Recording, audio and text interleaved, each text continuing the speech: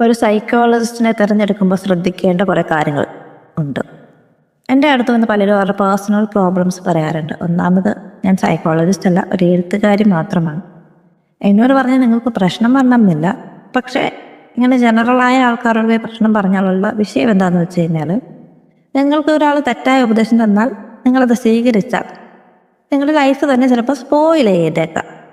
സമൂഹത്തിലുള്ള നമ്മൾ കാണുന്നതും നമ്മുടെ അറിവുകളും പങ്കുവെക്കുന്നതെന്ന് മാത്രമേ ഉള്ളൂ. അതിൽ തെറ്റ് വരാതിരിക്കാൻ ഞാൻ മാക്സിമം ശ്രമിക്കാറുണ്ടെന്ന് മാത്രം. എനിക്ക് ആരുടെ ലൈഫിൽ ഇടപെട്ട് നേരെയാക്കാനോ തെറാപ്പി തരാനുള്ള ക്വാളിഫിക്കേഷനുള്ള ആളൊന്നുമല്ല. അവരോടൊക്കെ പറയാറുണ്ട്, പ്രോപ്പറായി നല്ലൊരു ഡോക്ടറിനെ കണ്ട് തെറാപ്പി ഒരു ആവശ്യമെങ്കിൽ അവർ പറഞ്ഞാൽ മാത്രം മെഡിസിനും എടുക്കാൻ ശ്രമിക്കുക. കറക്റ്റ് അല്ലാത്ത ആൾക്കാരെയും ഉപദേശകരെയൊക്കെ ഒഴിവാക്കുക. സോഷ്യൽ മീഡിയയിൽ എഴുതുന്ന ആൾക്കാരോട്, സോഷ്യൽ മീഡിയയിലെ കോച്ചുകളോട്, സോഷ്യൽ മീഡിയ നന്നായി എഴുതുന്നു എന്നതുകൊണ്ട് മാത്രം സൈക്കോളജിസ്റ്റ് എന്ന ലേബിളുള്ളവരോട് എന്നിവരൊന്നിനും ട്രീറ്റ്മെൻറ്റിന് ചൂസ് ചെയ്യാതിരിക്കുക. പ്രോപ്പർ ക്വാളിഫിക്കേഷനും ക്വാളിറ്റിയുമുള്ള തെറാപ്പിസ്റ്റിനെയോ സൈക്കോളജിസ്റ്റിനെയോ സൈക്കാട്രിസ്റ്റിനെ കാണിക്കുക. പ്രോപ്പറായ അറിവും പ്രോപ്പർ ക്വാളിഫിക്കേഷനും പ്രോപ്പർ ക്വാളിറ്റി ഓഫ് കമ്മ്യൂണിക്കേഷനും ഉള്ളവരെ തിരഞ്ഞെടുക്കുക. അതാണ് ഏറ്റവും വലിയ വെല്ലുവിളി. രോഗികളായ ഡോക്ടർമാരുണ്ട്, അവരെ ശ്രദ്ധിക്കുക. നമ്മളെക്കാൾ രോഗികളായ ഡോക്ടർമാരുണ്ട്. അവർ ഹീലാവാത്തത് കൊണ്ട്, അവർക്ക് ജോബ് ഇഷ്ടമില്ലാത്തത് കൊണ്ട്, കാശ് കിട്ടാൻ വേണ്ടി മാത്രമേ ഫീൽഡിൽ നിൽക്കുന്ന ആൾക്കാരുണ്ട്. അവർ രോഗികളുടെ ബക്കറ്റ് കയറിയാണ് ഫ്രസ്ട്രേഷൻ തീർക്കുന്നത്. ഇങ്ങനെയുള്ളവരിൽ പ്രോപ്പർ ക്വാളിഫിക്കേഷൻ ഉള്ളവരും ഉണ്ട് എന്നത് പ്രത്യേകം ശ്രദ്ധിക്കണം. PhD ഒക്കെയുള്ള എക്സ്പീരിയൻസ് ഒക്കെയുള്ള ഡോക്ടർമാർ വരെ ഉണ്ട്. സോ ശ്രദ്ധിക്കുക. അമ്മാവൻ വസന്തങ്ങളായ ഉപദേശകരെയും അന്ധവിശ്വാസികളെയും ഒക്കെ ഒഴിവാക്കുക. ഉപദേശമാണ് അവരുടെ മെയിൻ. ടോക്സിക് തന്തയും തള്ളയുമാണ് പ്രശ്നമെങ്കിലും മക്കളെ ഉപദേശിച്ച് അവരുടെ ലൈഫ് സ്പോയിൽ ചെയ്യും. കുറേ പള്ളിയിൽ അച്ഛന്മാർ സന്യാസികളൊക്കെ ഉണ്ട്. അവരും ഈ ഉപദേശം അന്ധവിശ്വാസം സെറ്റപ്പ് ഉള്ളവരാണ്. വിശ്വാസങ്ങൾ രോഗം മാറ്റില്ല, ചികിത്സ തന്നെ വേണം. എന്താണ് വേണ്ടതെന്ന് തിരിച്ചറിയുക. നമ്മളെ ജഡ്ജ്മെൻ്റ് ഇല്ലാതെ കേൾക്കുന്ന, മനസ്സിലാക്കാൻ സാധിക്കുന്ന ബോധവും യുക്തിബോധവും സയൻറ്റിഫിക് ടെമ്പറുമുള്ള ഡോക്ടർമാരെ മാത്രം ചൂസ് ചെയ്യുക.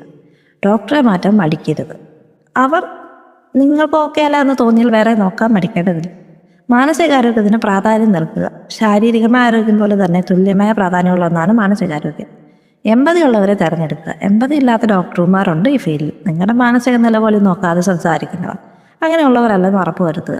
കൃത്യമായ രോഗനിർണയം ഉറപ്പാക്കുക. ശാരീരിക അസുഖങ്ങൾ പോലെ തന്നെ മാനസികാരോഗ്യ പ്രശ്നം എന്താണെന്ന് അനലൈസ് ചെയ്യാൻ കൃത്യമായ ടെസ്റ്റൊക്കെ ഉണ്ട്. അതൊന്നും ഇല്ലാതെ ട്രീറ്റ്മെൻറ്റ് നടത്തുന്ന ആൾക്കാരുണ്ട്. അങ്ങനെയല്ലെന്ന് ഉറപ്പ് വരുത്തുക. നേരിട്ടുള്ള ചികിത്സയ്ക്ക് മുൻഗണന കൊടുക്കുക. പറ്റുമെങ്കിൽ നേരിട്ട് തന്നെ പോയി ട്രീറ്റ്മെൻ്റ് ഒക്കെ എടുക്കുക. ടെസ്റ്റുകളും ഓൺലൈൻ പ്ലാറ്റ്ഫോമുകളുടെ വിശ്വാസ്യത നമുക്ക് ഉറപ്പൊന്നും പറയാൻ പറ്റില്ല. അതുകൊണ്ട് തന്നെ സംഘടനകളും ഓൺലൈൻ തെറാപ്പി എന്നൊക്കെ കാണാറുണ്ട്. എല്ലാം ഒന്നും ട്രസ്റ്റബിൾ അല്ല. അതൊക്കെ ചെക്ക് ചെയ്തിട്ട് മാത്രം നോക്കുക. ചികിത്സയെക്കുറിച്ച് കൃത്യമായി അറിയുക. നമുക്ക് എന്താണ് അസുഖമെന്നും എന്തൊക്കെ ട്രീറ്റ്മെൻറ്റ് എടുക്കുന്നുണ്ടെന്നും എന്തൊക്കെ സൈക്കാട്രിസ്റ്റിനെ റെഫർ ചെയ്താൽ എന്തുകൊണ്ടാണെന്നൊക്കെ കൃത്യമായി ചോദിക്കുക.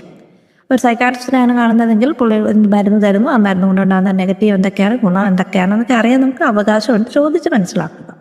തെറ്റായ ധാരണകൾ പ്രചരിപ്പിക്കാതിരിക്കുക. തെറ്റായ ധാരണകൾ പരത്താതിരിക്കാനും നെഗറ്റിവിറ്റി പറയാതിരിക്കാനും ശ്രമിക്കുക. പ്രതീക്ഷ നൽകാം, എന്നാൽ നമുക്കറിയാത്ത കാര്യങ്ങൾ പ്രതീക്ഷ നൽകണമെന്നൊന്നുമില്ല.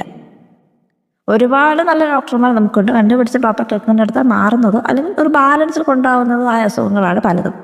എന്നാലും നല്ലൊരു പോസ്റ്റാണ്. ശരിക്കും ഡിപ്രഷൻ വന്നവരെ ആത്മഹത്യ ചെയ്തു, അല്ലാത്തവരൊക്കെ ഫേക്കാണെന്നത് മണ്ടത്തരമാണ്. ഡിപ്രഷനുള്ള ആൾക്കാരെല്ലാം ആത്മഹത്യ ചെയ്യണമെന്ന് നിർബന്ധമൊന്നുമില്ല. പ്രോപ്പർ ട്രീറ്റ്മെൻ്റ് എടുത്ത് ബെറ്റർ ലൈഫ് നയിക്കുന്ന ഒരുപാട് മനുഷ്യന്മാരുണ്ട്. ഡിപ്രഷൻ എന്നൊരു ഒറ്റ രോഗം മാത്രമല്ല, മാനസിക രോഗ കാറ്റഗറിയിലുള്ളതാണ്. ഒരുപാട് കാറ്റഗറികളുണ്ട്. അതുകൊണ്ട് തന്നെ പ്രോപ്പർ ടെസ്റ്റില്ലാതെ ഒരാൾക്ക് നമുക്ക് ഡിപ്രഷനാണ്, ഒരാൾക്ക് ബൈപ്പോളറാണ് എന്നൊന്നും പറയാൻ പറ്റില്ല. ആൾക്കാർക്ക് പോസിറ്റീവ് ഹോപ്പ് കൊടുക്കണമെന്ന് നിർബന്ധമൊന്നുമില്ല. പക്ഷേ ഒരു നെഗറ്റീവായ രീതിയിൽ സ്പ്രെഡ് ചെയ്യാതിരിക്കാൻ ശ്രദ്ധിക്കുക. That's it. അന്നമോ.